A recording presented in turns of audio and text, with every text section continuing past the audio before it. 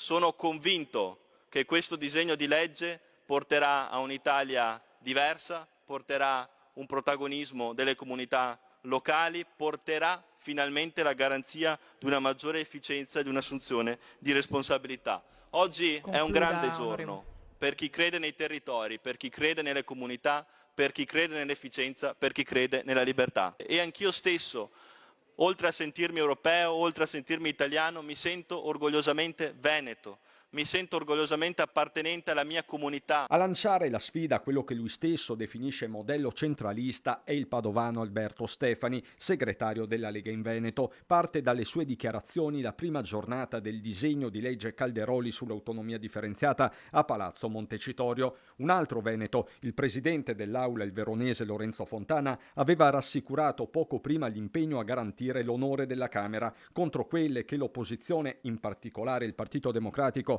ha denunciato come vere e proprie forzature da parte dell'esecutivo su tempistiche e rispetto dei regolamenti. Ma la questione non è solo di forma. Fuori dai palazzi il sit-in del Movimento 5 Stelle con le parole di fuoco del leader Giuseppe Conte. Con l'autonomia questo governo spacca il paese, condanna le aree più depresse ovviamente a maggiori tagli per quanto riguarda ospedali, diritti, servizi alla serie C.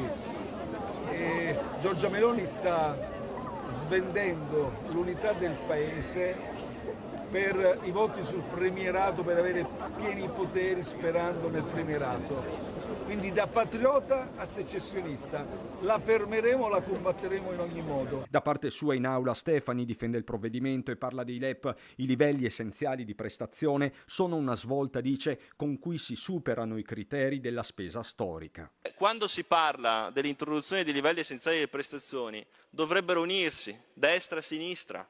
Dovrebbe unirsi tutto l'arco parlamentare, perché stiamo parlando di standard minimi che vengono garantiti in tutto il territorio nazionale. Da oggi si discute un provvedimento che entrerà nella storia, dice il presidente del Veneto Luca Zaia, mentre la CGIL parla di una controriforma che cancella la Costituzione e i toni nel pieno della campagna elettorale sono solo destinati ad infiammarsi.